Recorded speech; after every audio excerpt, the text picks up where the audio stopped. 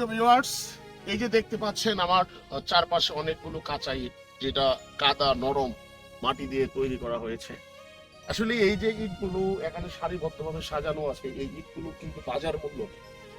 এবং এই ইটগুলো দিয়ে কিন্তু আপনি কোনো কিছুই তৈরি করতে পারবেন না, কোনো কিছুই নির্মাণ করতে পারবেন না।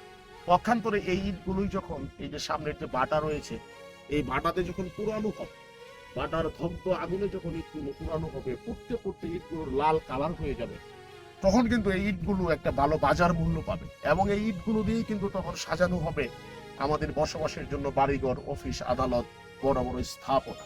আসলে মানুষের যে জীবনটা, আমাদের যে লাইফটা, আমাদের লাইফটাও কিন্তু এই ইটের মতো। আপনি আপনার জীবনে যতক্ষণ পর্যন্ত দুঃখ, যন্ত্রণা, কষ্ট, বাধা বিপত্তি অতিক্রম না করবেন, ততক্ষণ পর্যন্ত আপনার লাইফটা কাঁচা ইটের মতো।